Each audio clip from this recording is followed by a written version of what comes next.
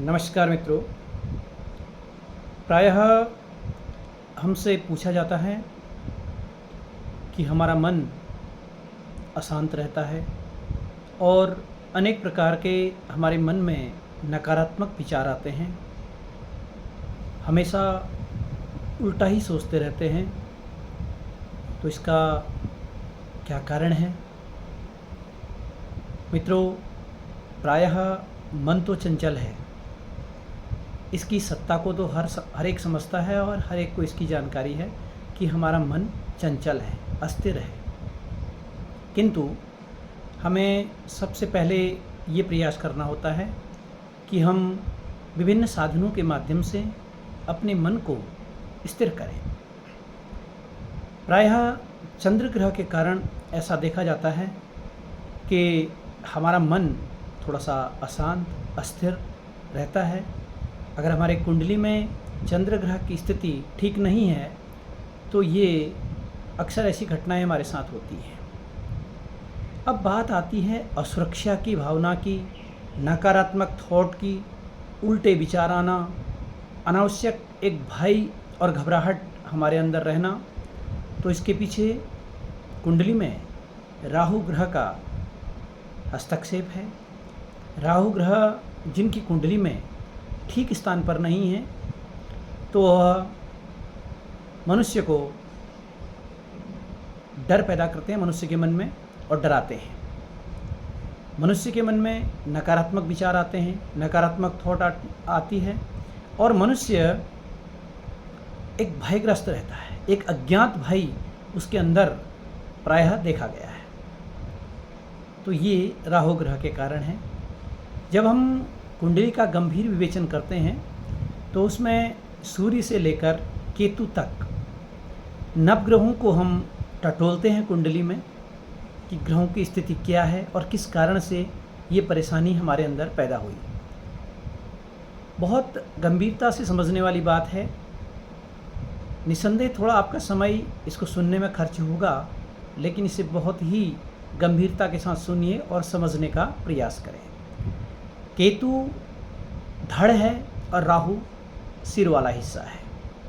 तो अगर केतु ग्रह कमज़ोर होता है तो हमारे अंदर उदर संबंधी बाधाएं यानी गले से नीचे की समस्याएं हमारे जीवन में आने लगती हैं। इसके ठीक विपरीत अगर राहु की दशा चलती है या हमारी कुंडली में राहु की स्थिति ठीक नहीं है या कुंडली में राहु ग्रह का जो दखल है वो अधिक है, तो ऐसी स्थिति में राहु ग्रह का हमारे ऊपर प्रभाव चलेगा, अर्थात हमारा जो गर्दन से ऊपर का हिस्सा है यानी सिर पर जो है असर पड़ेगा। यानी जब मस्तिष्क पर असर पड़ता है तो तमाम विचारधाराएं सुलटी या उल्टी जो भी उत्पन्न होती हैं वो हम मस्तिष्क पर ही ये विचारधाराएं हमारी उत्पन्न होती हैं। तो मस्तिष्क का संबंध हृदय से है, हृदय का संबंध मस्तिष्क से है। मस्तिष्क किसी चीज़ को ठीक से पहले उसका खगोल का नक्शा तय करता है और उनका सीधा प्रभाव फिर हमारे मन पर पड़ता है। तो मित्रों, जिन लोगों ने मुझसे पूछा है कि हमारे अंदर नकारात्मक विचार आए तो हम क्या करें, कैसे उन नकारात्मक विचारों से बाहर निकलें, तो जिस प्रकार से एक डॉक्टर आपके शरीर को देखकर आपके बॉडी का चेकअप करने के बाद ये तय करता है कि आपके शरीर में कौन सा रोग है, ख़ासतौर पर आपके ब्लड टेस्ट वगैरह लेकर वो तय करता है कि आपके शरीर में कौन सा रोग है और उसी की वो दवा चलाता है। तो इसी प्रकार से एस्ट्रोलॉजी में भी पहले यह जान लेना बहुत आवश्यक है कि आपको परेशानी चंद्र ग्रह के कारण है, केतु ग्रह के कारण है या राहु ग्रह के कारण है। अगर ये बात स्पष्ट हो जाती है तो फिर हम आपको उसके उपाय बताते हैं। लेकिन मैं यहाँ पर संक्षिप्त उपाय देता हूँ कि अगर आपका मन अशांत रहता है, आपका मन हर समय उल्टा सोचता है या नकारात्मक थॉट आपके अंदर आती है, तो पहला जो हमारा परिगणन कहता है कि राहु ग्रह के कुंडली में स्थिति के कारण ऐसा होता है। तो अगर ऐसा है तो आप सबसे पहले भगवती के भयनाश मंत्रों का जाप करें। सर्वस्वरूपे सर्वेशे सर्वशक्ति समन्विते भयेभ्यः त्राहि नो देवी दुर्गे देवी नमोस्तुते।